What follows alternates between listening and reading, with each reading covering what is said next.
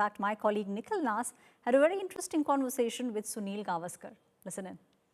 Total annihilation, if I can use the word. When the match started and Salman Agha got a wicket of Abhishek Sharma in the first over itself, I thought, this could be something different.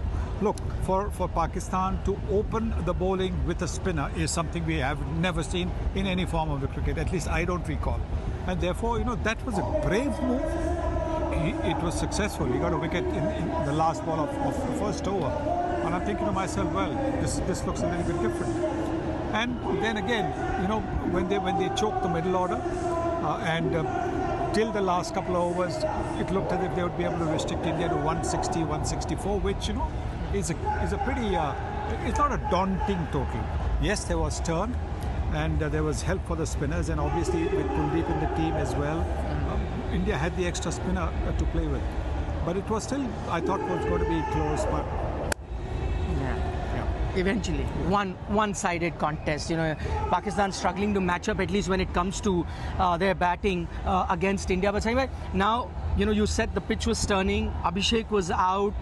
May have set the cat amongst the pigeons when you look at Indian perspective. And then Ishan Kishan plays that knock on a pitch where the ball is gripping, turning. It's really tough to time the ball at that strike rate that he played. Just put that innings into context. Because he played such very good cricketing shots. Look, I think, yes, this is such a natural shot for him, but he waits for the ball. It's not a wild slog. He waits for the ball and then he plays it. So he's waiting for the ball. Playing across the line has always got its hazards. But if you're waiting for the ball like he does, and then otherwise he was playing straight, then he played the one where he stretched and got a boundary. So he wasn't looking to hit the ball hard. He was looking to find areas where he could hit the ball. And I think that takes a lot of good, not just skill, but a lot of good temperament. And that's why his innings was impressive, because despite the loss of Abhishek Sharma, they made sure that in that first 6 overs power play, they didn't lose another wicket. Tilak played a quiet role, nudging the ones and twos, but full marks to Ishan Kishan. I mean, what a comeback he's made to international cricket. What a comeback he's made to the India team. Yeah, and what a difference he made. I think the biggest difference today between both the teams. And just continuing from there, there was a bit of a stutter there. Saim Ayub comes up, picks up those wickets. Hardik plays that shot. And now I want you to put into context Suryakumar Yadav's innings. I mean, I know it doesn't look like a big inning, but at that situation, you needed a captain to do something. And the way he was getting those boundaries, no risk taking, but yet getting those boundaries. Yes, exactly. I mean, this is what we saw from him against USA as well. He wasn't looking to hit the sixes, he was looking to play the shots where the fielders weren't. But for the fact that this is a big boundary, he would have got a six of that delivery as well.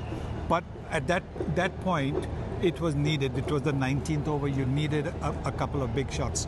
And so clearly, yes, again, a very, very handy innings. He got 33 out of 29 deliveries.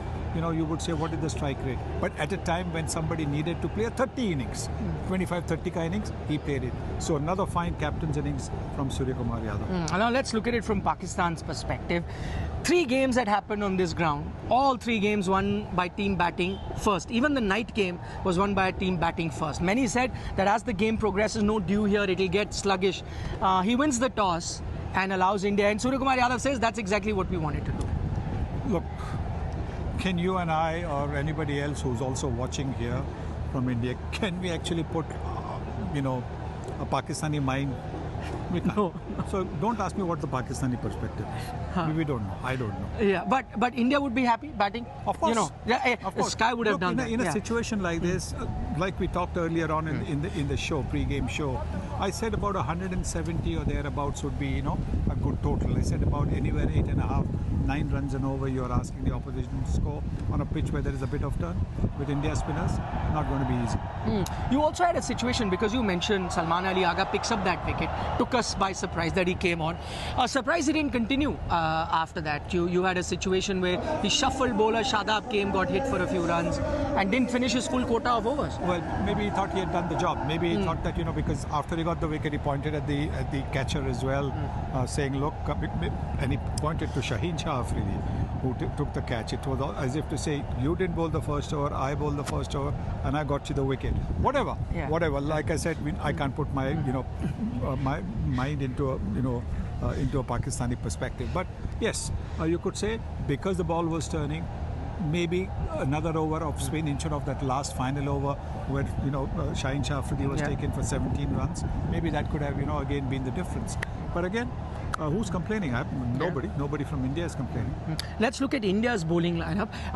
You thought the Pakistani spinners were dominating, so I was looking, mid-innings, I'm looking, okay, India's got 3 spinners, maybe Abhishek comes in today, you'll need to use it. But the Indian fast bowlers, Jasprit, Bumrah, Hardik, Pandya, what Pakistan struggled with, they did it. What is it that they did right on a pitch that was helping spinner? They got a little more bounce. If you have a look at the wickets of, say, Hardik Pandya or even a Jasprit Bumrah, when you got Salman Agha, the extra bounce is what deceived them. The ball that got Saeem was an absolute beauty of a Yorker from Jasprit Bumrah. I just thought, in the overflow room for the commentators, where we sit down in between our commentary stints, when Saeem Ayub hit that 6 of Bumrah's first delivery, I just said, Wakari News Bazid, they were all there. Well, it looks like it is going to be this young man's day, because he had taken 3 wickets, he had taken 2 catches. The last catch was an excellent catch. So I thought it's going to be his day.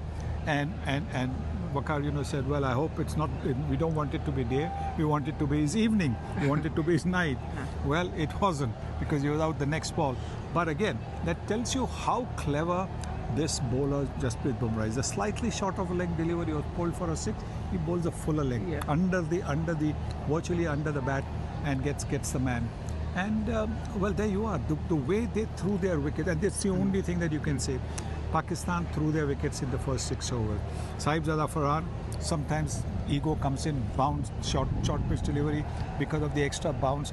Hardik Pandya can get that extra bounce. And immediately after that, Sahibzada's wicket caught at mid-on.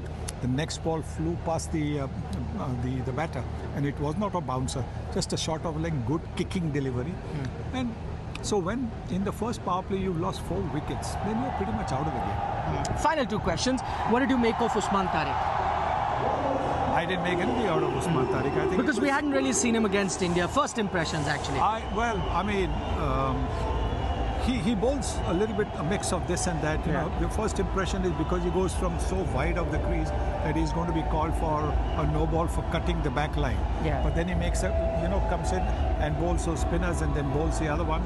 So yes, I think he's a bowler that it won't be easy to score off, but he's not against a team like India. He's not going to be a match winner. He's not going to take you a bunch of wickets, 3-4 wickets. But yes, I think he did a pretty good job. Bowled at a very good economy rate and got a couple of wickets. And finally, Saima, if you're wondering what's that noise all about, it's the presentation ceremony that's happening. So every time an Indian player's name is called out, there's music and there is celebration. Finally, Saima, we've looked at the entire game tactically, and at most occasions we found India were the better team, and also in terms of implementing their plans. But fact of the matter is, now I'm just looking at India, Pakistan, and we were building up to this game saying this versus this. Fact of the matter is it a fair assessment that there is a huge difference in class, there's a huge difference in skill level at the moment, whichever way you look at it, spinners, fast bowlers, batters, huge skill difference? Yes, and temperament as well. The temperament is such a crucial element, and I don't think the Pakistanis can, at the moment, this Pakistan team succumbs under pressure very, very quickly. Okay, Saima, thank you so much for joining us. It's been a wonderful day for the Indian team, doing rather well. You have a good night, whatever is left of it. Of course, you'll have a great Monday as well when you go to work.